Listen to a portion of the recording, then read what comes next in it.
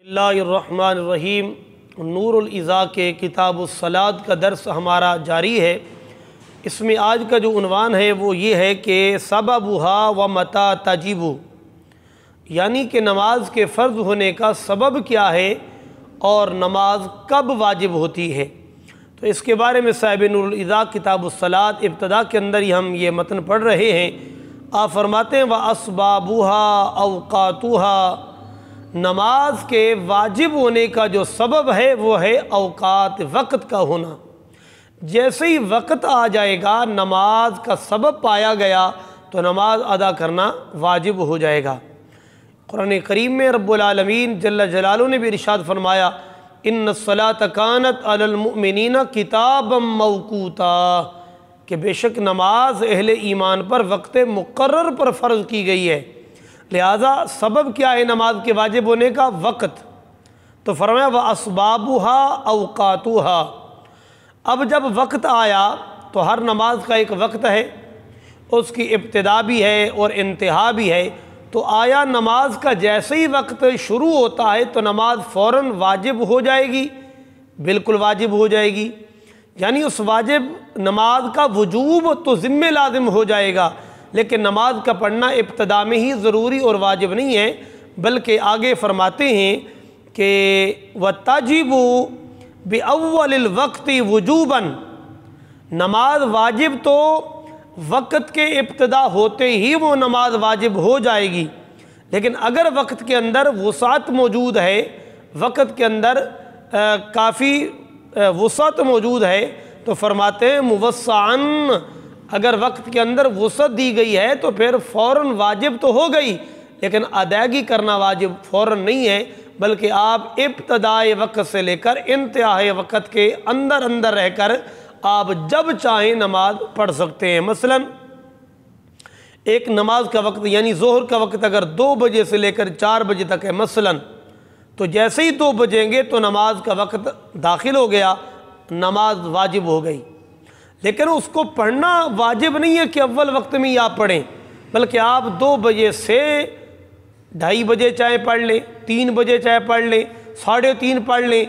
इंतहाई वक्त मसलन 4 बजे तक है तो 4 बजे से पहले पहले तक 2 बजे से लेकर 4 बजे के दरमियान जितना भी वक्त है, इसमें जब चाहें आप अदा कर सकते हैं। ये इसका माना है मुवस्सान, के वक़्त जैसे ही दाखिल होगा नमाज वाजिब हो जाएगी। व ताजिबु बिअव्वलि वक्ति वजूबन, नमाज के वक़्त के दाखिल होते ही नमाज वाजिब हो जाएगी। लेकिन मुवस्सान, अगर वक़्त के अंदर वुसअत है तो फ़ौरन वाजिब नहीं होगी, बल्कि पूरे वक़्त के अंदर जब चाहें आप नमाज अदा कर सकते हैं। इसलिए ये एक सवाल है कि आया नमाज फ़र्ज़ होने के असबाब क्या हैं? तो वो वक्त है। तो क्या अव्वल वक्त में नमाज अदा करना ज़रूरी है? नहीं, ज़रूरी नहीं है, बल्कि अव्वल वक्त से लेकर इंतहाई वक्त तक जब चाहें आप अदा करना चाहें नमाज अदा हो जाएगी। तो नमाज की जो फ़र्ज़ियत है उसका सबब असल जो है वो तो अल्लाह ताला का अमर है कि रब्बुल आलमीन जल्ल जलालुहु ने हुक्म अता फरमाया है। असल वजह तो नमाज के वाजिब होने की ये है कि हुक्म रब्बी है कि रब्बुल आलमीन जल्ल जलालुहु ने हुक्म अता फरमाया है, इसलिए ये हम पर वाजिब है। और दूसरा जो ज़ाहिरी सबब है वो है वक़्त का होना। तो वक्त जैसे ही दाखिल होगा नमाज वाजिब हो जाएगी, लेकिन इब्तिदाई वक्त से लेकर इंतहाई वक्त तक जब भी आप इसके दरमियान में चाहें नमाज अदा कर सकते हैं। अल्लाह रब्बुल आलमीन जल्ल जलालुहु का बंदा जो भी इस वक्त के अंदर नमाज अदा करेगा उसका फ़र्ज़ उसके ज़िम्मे से साकित हो जाएगा। और इसी तरह अगर एक आदमी है जो नमाज का वक्त हल्का सा लम्हा भी वो पाता है तो उसके पर भी नमाज वाजिब हो जाएगी, यानी कि उसकी क़ज़ाई को अदा करना उसके ज़िम्मे लाजिम हो जाएगा। मसलन एक बच्चा है वो जवान हुआ, काफिर था तो मुसलमान हुआ, हैज़ व निफास वाली अगर औरत थी तो वो पाक हो गई।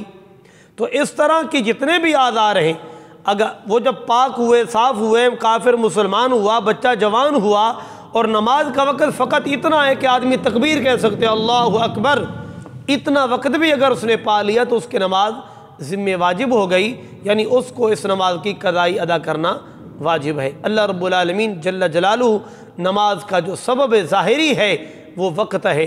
तो अल्लाह रब्बुल आलमीन जल्ल जलालुहु असल जो वजूब का सबब है वो अल्लाह ताला का हुक्म है।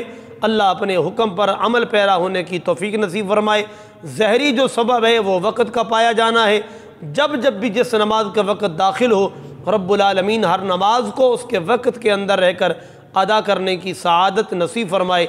और अगर किसी से बिला उज़्र शरई या किसी उज़्र की वजह से नमाज़ें कदा हो गई तो उस नमाज़ों की अदा करना, यानी उनकी कदाई देना फ़र्ज़ की अदा भी फ़र्ज़ है और कदा भी फ़र्ज़ है। उसकी अदायगी करने की अल्लाह ताला तौफीक नसीब फरमाए।